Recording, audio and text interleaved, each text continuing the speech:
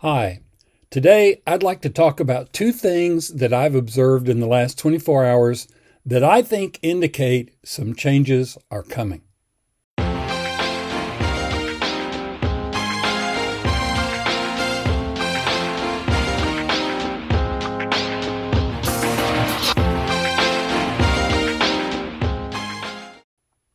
So as always, before I get to the topic of the day, if you like the work we're doing, please subscribe to the channel and come to forwardky.com and become a member so you can get all our content. And if you subscribe at a certain level, you can get transcripts of these podcasts and videos sent right to your inbox.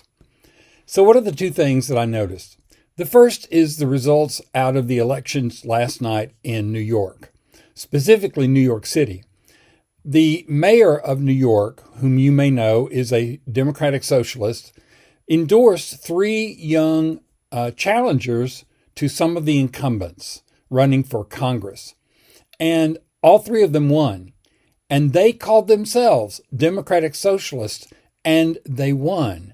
Even with that name, that party label, that sort of philosophy attached to them. Now you may be saying, well, it's New York. Okay, sure, I get that. It's New York. They elected Mandami as mayor, so that says something right there. But I can remember a time not too long ago when putting that label by your name would have meant you would lose, period. So that change is coming. That change is happening up in that part of the country. But let me bring it closer to home for a moment. I interviewed Drew Williams the other day, who is running for Congress in the 1st District, challenging Jamie Comer. And Drew Williams is not some effete champagne-drinking liberal. He builds boat docks for a living. I mean, this is a working guy. And he took time off from his work to do the interview. And then he told me, I'll be back out on the lake building some more boat docks in between campaigning and doing this interview. And during the interview, he mentioned the fact that he loves policy. Okay, that's great. So do I. And he mentioned a specific policy that I kind of went, whoa. He said that everybody in the United States should begin their income tax form with a $100,000 personal exemption. And I went, wow, why? Why that number? And he said, well, he went back to the very first income tax, which was 1913, was the one that we have now. And it started with an exemption of $3,000. The first $3,000 of your income was not taxable. He said, okay, run that through an inflation calculator, and what does it come to? And I went and did it this morning after I looked up that form from 1913 to make sure he was right about the $3,000 exemption, and he was.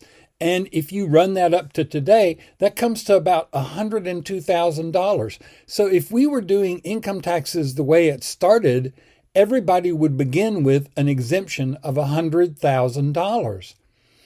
And of course, what does that mean if we're going to keep, the government running and spend obscene amounts on defense and so on and so forth? Well, that means that the wealthy would have to pay more, which we've all been saying we want, but he puts a number to it. I just was fascinated by that. And he is saying it out on the campaign trail. He's saying it not only to progressives, but also to Republicans and independents. And he explains to them like he explained to me. And they all go, yeah, I get that. I like that. He's got people who are standing with him on these things. And there are policy positions that probably 10 years ago would have gotten you laughed out of the room. And people are going, yeah, I like that. I'm going to vote for you because I like what you stand for.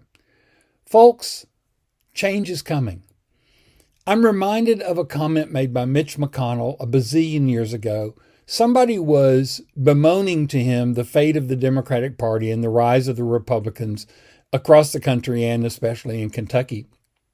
And Mitch McConnell, of all people, said, "Don't despair. The pendulum will swing back. It always does." Folks, as bad as things are right now, and they're bad, we have a president who is wrecking the country and wrecking our standing in the world. And we have, we have crazy people running the government in some places, both in the states and in the federal. But in spite of all that, I think change is coming.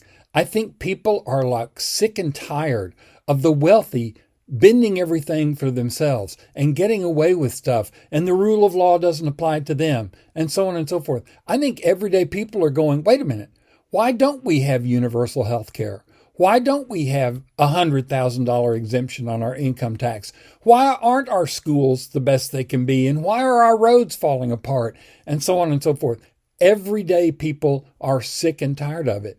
And I think change is coming. Now, if you remember Mark Twain's comment, when the end of the world comes, I want to be in Kentucky because everything there happens 20 years later. Yes, I think it's going to take a while for all of this change to work its way into the bluegrass state. But I do think it's going to. And I do think some young adults and some older adults are going to work together to make it happen. And I think we're going to see some change, maybe even this year, but definitely over the next few years. So there's a hopeful sign for you. And let's push for that $100,000 exemption while we're at it.